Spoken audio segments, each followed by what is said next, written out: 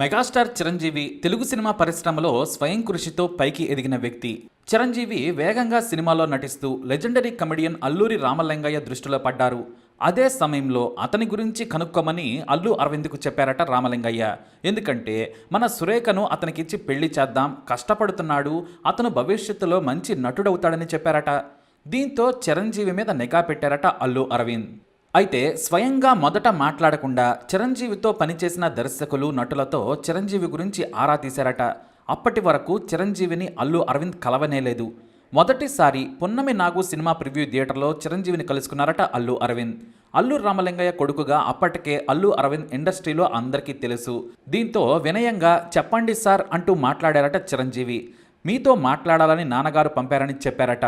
ఏంటి అని అడిగితే అలా మాట్లాడుతూనే మా సురేఖను మీకిచ్చి పెళ్లి చేద్దామని అనుకుంటున్నారు, మీకు ఇష్టమేనా అని అడిగారట.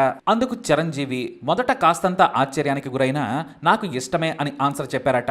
మీరు చూడలేదు కదా అంటే నేను శంకరాభరణం సినిమా ప్రివ్యూలో చూశానన్నారట చిరంజీవి. అయితే మీ ఇంటికి వచ్చి మాట్లాడుతామని చెప్పారట. చిరంజీవి సరేనన్నారు. ఇక అల్లూరు రామలింగయ్య ఇంటి మీద నుంచి చూస్తే పక్క బిల్డింగ్ పైన చిరంజీవి ఒక గది అద్దెకు తీసుకొని స్నేహితులతో ఉండేవారట. అప్పుడు చిరంజీవిని చూడడానికి సురేఖ పైకి వచ్చి చూసేదట. చాలాసార్లు చూసిన తర్వాత పెద్దగా స్టైల్గా లేడని తండ్రితో చెప్పిందట సురేఖ. అతని నటన చాలా స్టైల్గా ఉంటుంది, నీకు అతని టాలెంట్ తెలియదు, చూస్తూ ఉండు, 10 ఏళ్లలో ఎక్కడో ఉంటాడని నచ్చజెప్పాడట అల్లూరు రామలింగయ్య.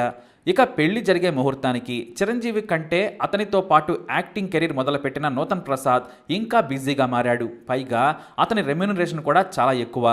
1980 ఫిబ్రవరి 20న ముహూర్తం ఫిక్స్ చేశారు పెద్దలు. ఈ వార్త అప్పట్లో సెన్సేషన్గా మారింది. చిన్న చిన్న క్యారెక్టర్లు వేసుకునే వ్యక్తికి అల్లూరు రామలింగయ్య తన కూతురుని ఇస్తున్నాడు, కట్నానికి భయపడి ఉంటాడా అని కొంతమంది నెగిటివ్గా కూడా మాట్లాడారట. అయినా ఎక్కడో చిరంజీవిలో స్పార్క్ ఉందనేది అల్లూరు రామలింగయ్య నమ్మకం. ఇక అల్లు అరవింద్కి అయితే తాము హీరోలు కాలేకపోయాం, కానీ చిరంజీవి పెద్ద హీరో అవుతాడని అరవింద్ సైతం ఊహించేశాడు. అయితే చిరంజీవికి మంచి ప్రోత్సాహం ఉండాలనుకున్నాడు. ఇక పెళ్లికి అన్నీ సెట్ అయిపోయాయి. తీరా పెళ్లి సమయానికి నూతన్ ప్రసాద్ ఓ చిక్కు పెట్టాడు. అదే రోజున నూతన్ ప్రసాద్తో చిరంజీవికి కొన్ని సీన్లున్నాయి. అది తాతయ్య ప్రేమలీలలు సినిమా. ఆ రోజు నూతన్ ప్రసాద్ మిస్ అయ్యాడంటే నెల వరకు దొరకడు. దీంతో చిరంజీవికి ఈ విషయం చెప్పాడట. ఎందుకంటే పెళ్లి వద్దనే ధైర్యం ఆయనకు లేదు. కారణం అవతలి వైపు అతని మామ అల్లు రామలింగయ్య. దీంతో ఏం చేయాలో అర్థం కాలేదు. వెంటనే అల్లు అరవింద్ రంగంలోకి దిగి షూటింగ్ స్పాట్కు కాస్త దూరంలోనే పెళ్లి ఏర్పాట్లు చేశారు. అంటే ముందు షూటింగ్ చేసేసుకున్నారు చిరంజీవి. షూటింగ్లో ఏ చొక్కా అయితే వేసుకొచ్చాడో అదే చొక్కాని చిరంజీవి పెళ్లికి కూడా వేసుకొచ్చారు. అయితే అది కాస్త మోచేతి దగ్గర చినిగి ఉంది. తాళి కట్టే సమయానికి చిరంజీవి పైకి లేవగానే కొత్త చొక్కా వేసుకుంటే బాగుండేది, మరీ చినిగిన చొక్కా వేసుకున్నాడేంటి అన్నారు అందరూ. చొక్కా చిరిగితే తాళి కట్టలేనా, నిన్ను పెళ్లి చేసుకోలేనా అని రొమాంటిక్ డైలాగులు కొట్టారట చిరంజీవి. అలా వారి పెళ్లి జరిగింది. అయితే తన మామ ఇంటికి వెళ్ళిన రోజే సురేఖ చిరంజీవిని డైరెక్ట్గా ఓ మాట అడిగిందట.